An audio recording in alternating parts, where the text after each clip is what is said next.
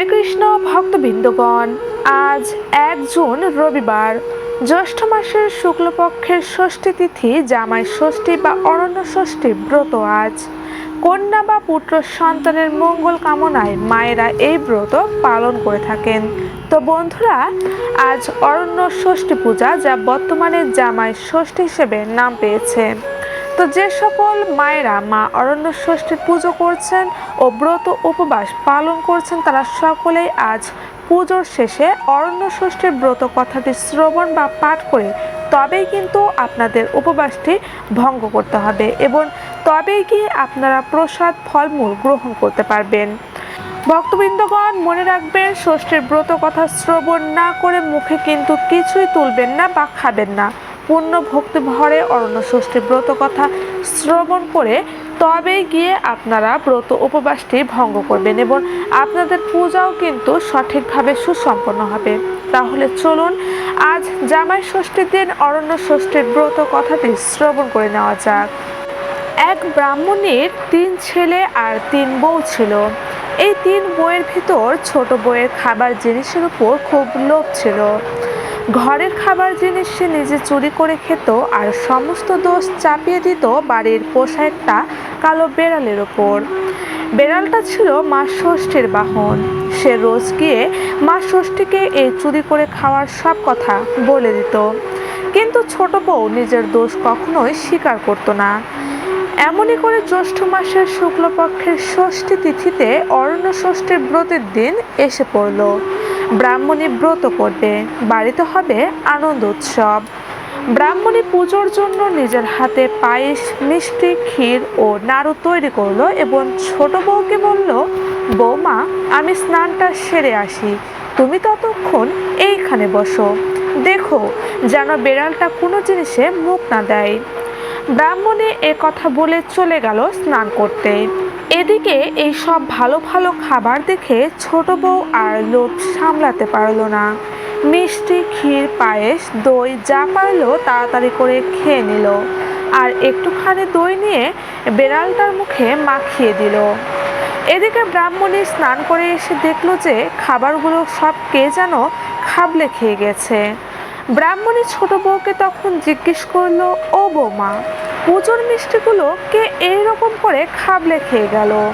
ছোট বউ বলল, কি জানি মা, একটু অন্য মনস্ক হয়েছিল, সে সময় আমার চোখে ধুলো দিয়ে বেড়ালটা সব খেয়ে নিয়েছে, ওই দেখুন না, ওর মুখে সব লেগে রয়েছে। এই বলে ছোট বউ বেড়ালটাকে বেশ 2-4 ঘা দিয়ে দিল। শেষে ব্রাহ্মণী আবার সব নতুন করে জোগাড় করে পুজোর ব্যবস্থা করলো। এদিকে বেড়ালটা কাঁদতে কাঁদতে বনে চলে গেল এবং যেখানে দেবী অরণ্য ষষ্ঠী রয়েছে তার কাছে গিয়ে সব কথা বলে দিল। সব শুনে ষষ্ঠী দেবী বললেন, আমি সব জানি, তুই কাঁদিস নে, আমি শীঘ্রই ছোট বউকে এর প্রতিফল দেব। এই ঘটনার কয়েক মাস পরে ছোট বউয়ের সন্তান সম্ভাবনা দেখা দিল এবং 10 মাস 10 দিন পরে সে ফুটফুটে সুন্দর চাঁদের মতন একটি ছেলে সন্তান প্রসব করল। ব্রাহ্মণীর নাতির মুখ দেখে খুব খুশি হলো এবং গরিবদের ডেকে দান ধ্যান করতে লাগলো।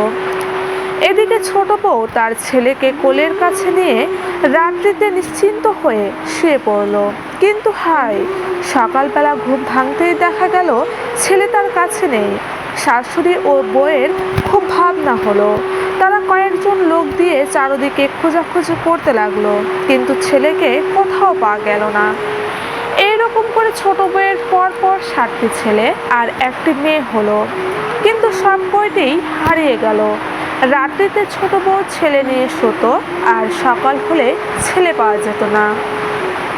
তখন পাড়ার সবাই বলতে লাগলো যে ছোট বউ মানুষ নয়, নিশ্চয়ই রাক্ষসী, ছেলেগুলোকে সে নিশ্চয়ই খেয়ে ফেলে।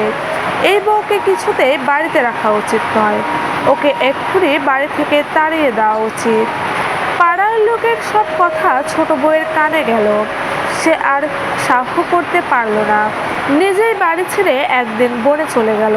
সে বনে গিয়ে কেঁদে কেঁদে বলতে লাগলো, আমার এ কি হলো মা ষষ্ঠী, তুমি আমায় 7টি ছেলে আর একটি মেয়ে দিয়েও সব কেড়ে নিলে কেন মা?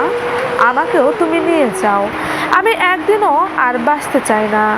ছোট বউকে এইভাবে আক্ষেপ করতে দেখে মা অরণ্যষষ্ঠীর দয়া হলো। তখন তিনি এক বুড়ির রূপ ধরে তার কাছে এলেন। তিনি তাকে বললেন, এই বন বাজারে তুমি একলা বসে কাঁদছো কেন মা? ছোট বউ তখন সমস্ত ঘটনা মা ষষ্ঠীকে খুলে বলল। মা ষষ্ঠী তখন বললেন, ওরে বেটি, আসল কথাগুলি সব লুকিয়ে রাখলি কেন?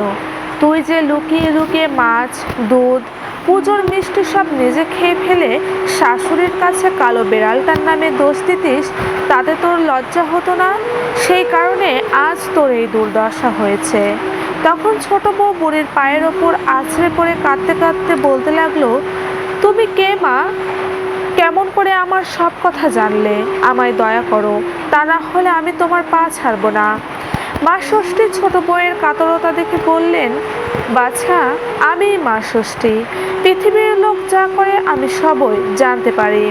ছোট বউ তখন আবার কেঁদে বলতে লাগলো, মা, আমি খুবই অন্যায় করেছি, আমার পাপের শেষ নেই।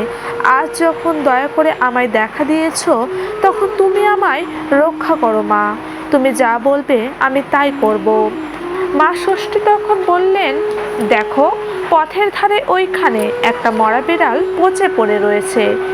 যদি এক হাঁড়ি দই ওই বিড়ালটার গায়ে ঢেলে দিয়ে সেই দই জিভ দিয়ে চেটে ফের হাঁড়িতে পুড়তে পারো, তবে তোমার সব ছেলে মেয়ে তুমি আবার ফিরে পাবে।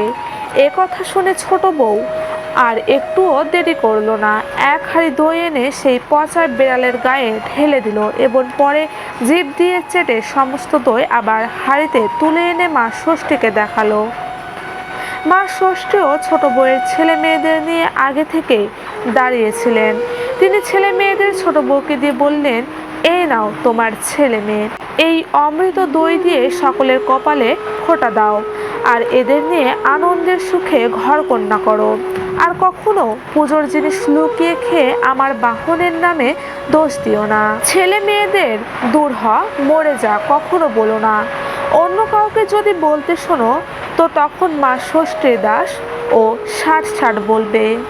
এই কথা বলে মা অরণ্যষষ্ঠী অদৃশ্য হয়ে গেলেন। ছোট বউ তখন তার 7 ছেলে ও এক মেয়েকে নিয়ে শ্বশুর বাড়িতে ফিরে এসে তার শাশুড়িকে প্রণাম করলো। শেষে ষষ্ঠী দেবীর সব কথা শাশুড়িকে জানালো। ব্রাহ্মণী সব শুনে একেবারে অবাক হয়ে গেল। এখন নাতি নাতনিকে পেয়ে তার খুব আনন্দ হলো। ব্রাহ্মণের অল্প দিনের মধ্যে নাতি নাতনিদের বিয়ে দিল।